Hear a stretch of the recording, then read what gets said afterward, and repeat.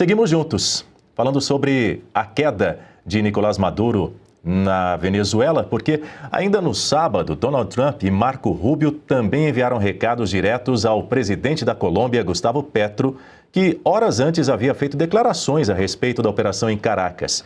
Trump afirmou que o governo colombiano abriga laboratórios de cocaína e que a droga produzida no país estaria sendo enviada aos Estados Unidos. Yeah, I think I stick by my first statement. He's making cocaine, they're sending it into the United States, so he does have to watch his ass.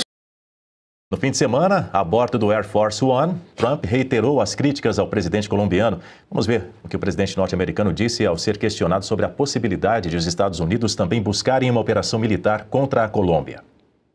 Colombia is very sick too, run by a sick man who likes making cocaine and selling it to the United States, and he's not going to be doing it very long, let me tell you. What does that mean? He's not going to be doing it very long? He's not doing it very long.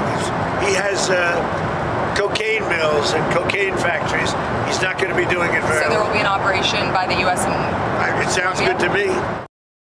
Em resposta, o presidente esquerdista Gustavo Petro, aliado de Maduro, lançou um desafio ao secretário de Estado norte-americano Marco Rubio. Y entonces le tengo que decir al señor Marco Rubio, hermano, si me va a meter preso a ver si puede. Si me quiere poner la pijama naranja, inténtelo. Pero este pueblo no se le arrodilla. Sus odios del pasado, que no los conozco, ni ningún colombiano es culpable de lo que le pasó a su abuelo o a su papá en Cuba. Ivan Kleber, quero te ouvir porque nas redes sociais o Petro afirmou que a população deve, abre aspas, tomar o poder em cada município do país, fecha aspas, caso ele seja vítima do que ele chamou de qualquer ato ilegítimo de violência. E horas depois ele também disse que está disposto, inclusive, até a pegar em armas diante de ameaças diretas à Colômbia. Ele está fazendo uma referência ao próprio passado dele como guerrilheiro. Afirmou que, embora tenha abandonado o uso de armas após um acordo de paz firmado lá no final dos anos 80, não descartaria, não, essa possibilidade em um cenário de agressão externa. Olha, pelo menos no discurso dele, Daniel, uma vez guerrilheiro, sempre guerrilheiro. É um guerrilheiro que ocupa o cargo de presidente da Colômbia. Ele talvez hoje seja o presidente, talvez junto com o Lula, mais impopular da América do Sul. Eles estão disputando esse título, né?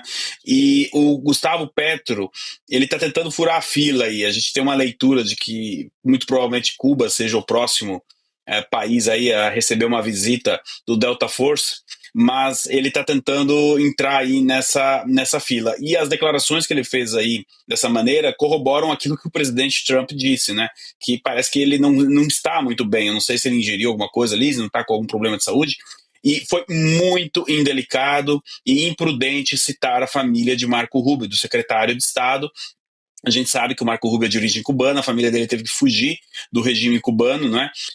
Então, totalmente fora de propósito ali a declaração envolvendo a família do secretário Rubio. Agora a gente precisa entender um pouco o contexto da Colômbia. Já ali entre novembro e dezembro, o presidente Trump havia dito que eles estavam monitorando a situação da Colômbia, que a produção de cocaína aumentou durante o governo Petro, né?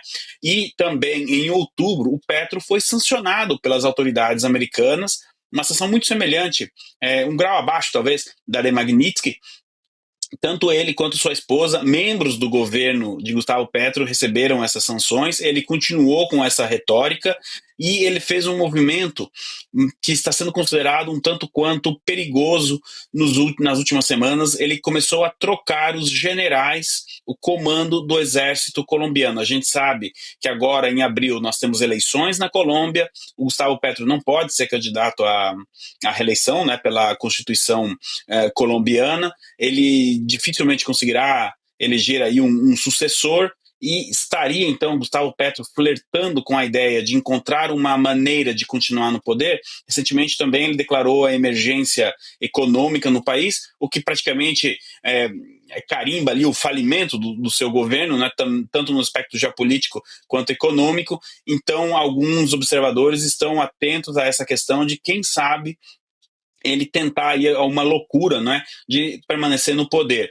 Agora, a diferença principal que a gente precisa destacar aqui entre a Colômbia e a Venezuela, Daniel e caros colegas aqui de bancada, é que o exército colombiano ele não está alinhado com o Gustavo Petro em suas loucuras. No caso da Venezuela, toda a cúpula do exército, enfim, a gente sabe disso, o regime tomou conta das instituições e o exército venezuelano, dentro do possível, eles não conseguiram disparar nenhum tiro, como disse o Cauti, mas eles estão ali comprometidos com a causa do regime. Isso não acontece na Colômbia.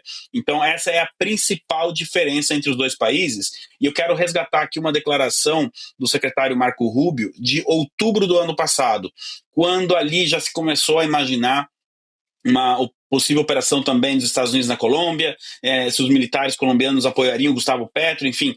O Marco Rubio, isso lá na Malásia, ele declarou o seguinte: olha, os Estados Unidos têm amigos na Colômbia, as instituições colombianas são diferentes das instituições venezuelanas e muitas pessoas que ocupam cargos importantes estão alinhadas com os Estados Unidos. Então, nesse sentido, não deu tempo, o Gustavo Petro não conseguiu avançar como o Hugo Chávez fez na Venezuela no começo dos anos 2000. Isso a gente precisa lembrar a nossa audiência, né?